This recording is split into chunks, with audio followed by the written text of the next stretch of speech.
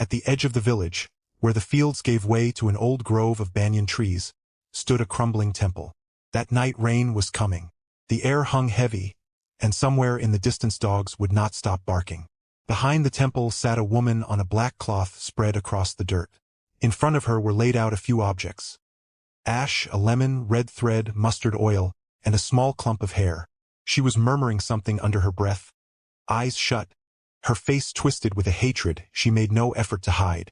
Suddenly her hands moved, gathering the hair and binding it tightly into the black thread. The happiness that burned me alive, that same happiness will now devour her. She tucked the bound thread into a small paper pouch, then let a few drops of black oil fall onto a photograph resting in front of her. In the next instant, the flame of the temple's diya inside flared up like a torch, then guttered out on its own. खामोशी में कदमों की आहट सुनाई दे जो The Varma family was well respected in the village near Varanasi, Uttar Pradesh. There were two sons, Arjun and Vikram. Arjun had always been the sharp one, even as a boy. He left for the city to study and slowly built a business of his own. Within a few years he had a big house, a car, servants, and money to spare. But Arjun never forgot his roots. Every month he sent money back to the village, for his parents' medicines, repairs on the house, farming costs, even school fees for Vikram's children.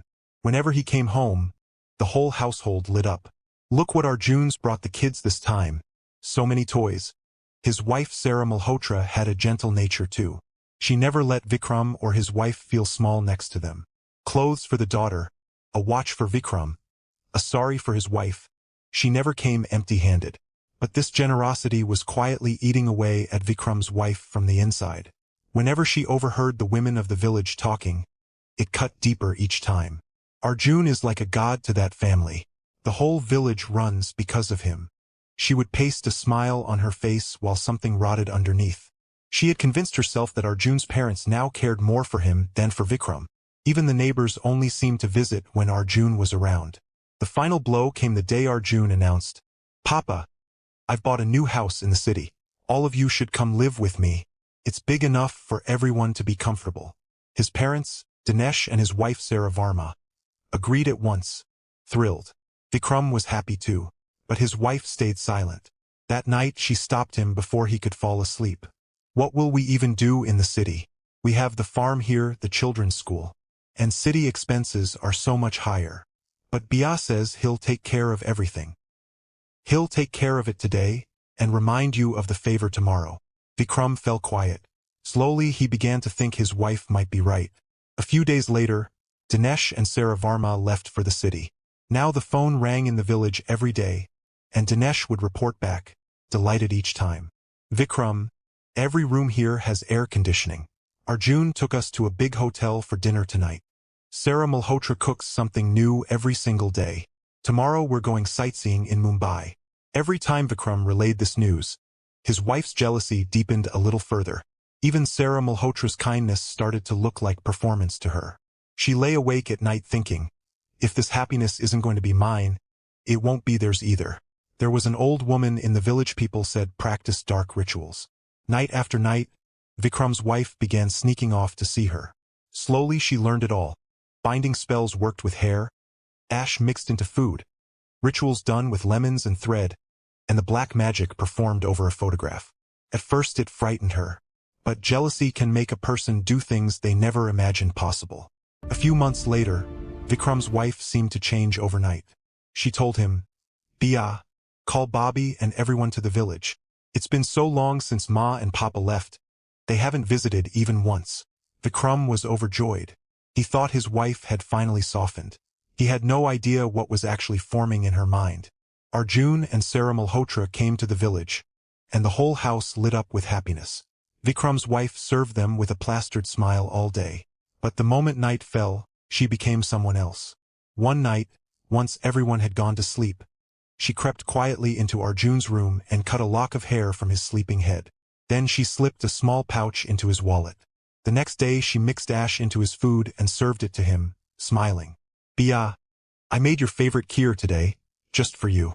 Arjun ate it smiling, never suspecting a thing, while Vikram's wife watched him in silence. her eyes empty of anything human. No one in the house had the faintest idea. After a few days in the village, Arjun went back to the city. The first 2 or 3 days everything was normal. Then, slowly, everything began to shift. Small arguments started first, a disagreement with Sarah Malhotra here, friction with his parents there. Arjun himself couldn't understand why he was losing his temper so quickly. One night Sarah Malhotra told him gently, "You've been so tense lately, try to rest a little." Arjun snapped, "You think I'm not working hard enough? Everyone just wants to find fault with me." Sarah Malhotra went quiet. It was the first time Dinesh and his wife had seen Arjun unravel like that. But the real fear was only beginning. Within weeks, Arjun's business started to wobble. Clients who had stood by him for years suddenly began pulling out. Payments got stuck. Shipments were returned. A major contract that had been nearly signed fell through at the very last moment. Even his business partners started to doubt him. "Arjun, your judgment isn't what it used to be. Everything you touch these days falls apart." He would sit up all night staring at his files, but his mind felt like it had simply stopped working. More than once he felt as though someone were whispering into his ear. He would jolt awake in the middle of the night, certain someone was standing in the room. A dark shape near the wardrobe. He would bolt upright, switch on the light and find nothing there. Slowly the household began to fall apart too. Loan payments stopped going through. The staff left. The bank started calling. One day Sarah Malhotra asked him, frightened, "If we can't make the payment next month either, will we have to give up the house?" Arjun had no answer, because that same fear had already begun eating at him too. Dinesh and Sarah Varma called the village every day, telling Vikram everything. "I don't know what's happened to Arjun. The business keeps shrinking. There's tension in that house every single moment. If it keeps going like this, they might even have to sell the house." Vikram grew anxious hearing all this. But when he repeated it to his wife, something strange settled over her face, a kind of calm. She thought to herself, so it's finally working. That same night she told Vikram, "I think someone has put the evil eye on Bia. Call him to the village. He needs a proper ritual done." "You really think so? The gods must be angry. No one falls apart this fast otherwise." Vikram believed her completely and called his brother. "Bia, come to the village for a few days. Your mind will feel calmer here." Broken as he was, Arjun agreed at once. This time Vikram's wife was fully prepared. At night, once everyone was asleep, she would slip out behind the temple, spread her black cloth, lay down Arjun's photograph, and let mustard oil drip over it. Then she would bind his old hair and the paper taken from his wallet into black thread, murmuring the same words each time. "His fortune sits high, let it fall. His house is lit, let his lamp go dark." Every night after that, Arjun grew weaker. The moment he returned to the city, he fell seriously ill, running a relentless fever. Doctors were baffled. His reports came back normal, but his condition kept deteriorating. He would sit bolt upright in the middle of the night and stare at the bare wall. One night Sarah Malhotra heard him mumbling in his sleep, "Don't call me. What have I ever done to you? Don't call me. What have I ever done to you?" Sarah Malhotra was terrified. By now Dinesh's wife, Sarah Varma, had noticed something too. She realized Arjun's condition always worsened right after a visit to the village. First his business, now his health. One day she called Vikram. "Tell me the truth. What is happening in that village?" "What do you mean, Ma?" "Last time he visited, his business fell apart. This time he visited, and now he's fallen ill." Vikram himself grew afraid. He had no idea what was going on. He repeated everything to his wife, and for one brief moment her face fell. For the first time she felt real fear, because now the suspicion had started closing in on her. Hearing Sarah Varma's words had shaken her badly. She understood now that this had gone beyond sickness and ruin. Suspicion was reaching toward her directly. She called Sarah Varma immediately, her voice trembling with anger the moment the call connected. "If you don't want to come to the village, don't come. But don't throw accusations like this at my husband and me. I never named anyone, but the finger was pointing at us. Wasn't it? Do you think we'd destroy our own family?" Sarah Varma fell silent for a moment, old memories stirring in her mind. Vikram's wife's own mother. The things people in the village used to say about her. That she knew dark rituals. That she had slowly bent her in-laws to her will until, one by one, their land, their shop, Their property had all ended up in her name. But the most dangerous thing about that woman was how sweet and simple she appeared to outsiders. Sarah Varma herself had been taken in by her charm once, and without thinking it through, had arranged her son Vikram's marriage to her daughter. Now that old mistake came rushing back. That night, Sarah Varma made a decision. She would take Arjun back to the village, but this time straight to the temple. She told Dinesh everything. Something feels very wrong. Stay here, look after Sarah Malhotra and Aryan. I'm taking Arjun to the village. Dinesh, frightened himself by now, agreed without another question. Most importantly, Sarah Varma told Vikram and his wife nothing at all. The very next day she left for the village with Arjun. A little outside the village, deep in an old forest, stood an ancient temple where a holy man known as Swami Maharaj lived. People said he had healed many who had been targeted by dark forces. Sarah Varma brought Arjun straight to him. Inside the temple, bells rang softly and the smell of incense drifted through the air. Swami Maharaj sat with his eyes closed. The moment she sat down, Sarah Varma poured out the whole story. Arjun sat silently beside her. Maharaj, if someone has done something to my son, please see it, and please save him. Swami Maharaj sat quietly for a while, then finally spoke. Bring him to your village temple tomorrow morning. That night Sarah Varma stayed with an old friend in the neighboring village. Arjun still couldn't make sense of any of it. All he understood was that his mother was deeply afraid, and he was going along with it for her sake. But that night the same dream came back to him, a dark shape whispering into his ear. You won't survive this. Arjun jolted awake, drenched in sweat. The next morning the two of them reached the temple. Arjun climbed the steps, but the moment he caught sight of the deity's statue inside, his feet froze. His expression shifted instantly. Ma, I don't want to go in. Sarah Varma's heart pounded. This was the same Arjun who never left the house without offering his morning prayers. Now he was turning away from the very sight of the deity. She called out to Swami Maharaj at once. Maharaj, he's refusing to come inside. Swami Maharaj understood immediately. He picked up a pinch of sacred ash sitting nearby and pressed it to Arjun's forehead. In the next instant Arjun's body convulsed violently, as if struck by electricity. He staggered backward and began gasping for breath. Everyone in the temple recoiled in fear. Swami Maharaj's expression turned grave. Something has been done to him. Tears spilled from Sarah Varma's eyes. And whoever did it is someone from within your own family. Someone consumed by jealousy over his success, his happiness, his family. Sarah Varma's mind went straight to Vikram's wife, but she said nothing. The next day Swami Maharaj arranged a special ritual. Preparations began at dawn. A sacred fire pit was built, filled with Ganges water, camphor, yellow mustard seeds, and holy ash. Arjun was seated in front of the fire.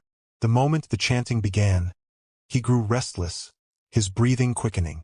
Suddenly he screamed, "Stop this, all of it. I won't sit here." He tried to get up, but two men held him down.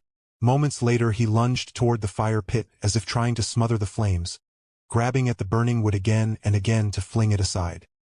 His eyes had turned a deep red, and a low growl rose from his throat. The chanting inside the temple never stopped, growing louder as the fire itself blazed higher. Arjun collapsed to the ground, shaking violently, one moment screaming, the next laughing, then suddenly weeping. Everyone in the temple was terrified by now. Swami Maharaj kept chanting without pause, his voice growing heavier and heavier. Finally he scooped a handful of ash from the fire and pressed it directly onto Arjun's head. In the next instant Arjun let out a piercing scream, as though something were being torn out of him from the inside. His body went rigid, his eyes rolled back, and then he collapsed to the ground. For a few seconds the entire temple fell into total silence. Then, slowly, Arjun's breathing steadied.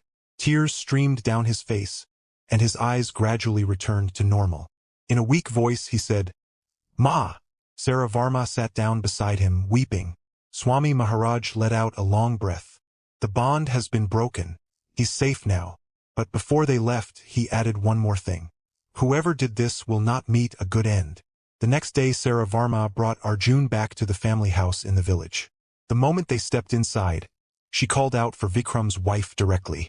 She came out, but one look at Sarah Varma's face drained the color from her own. "Why did you do this? What did Arjun ever do to you?" She denied it instantly. I didn't do anything.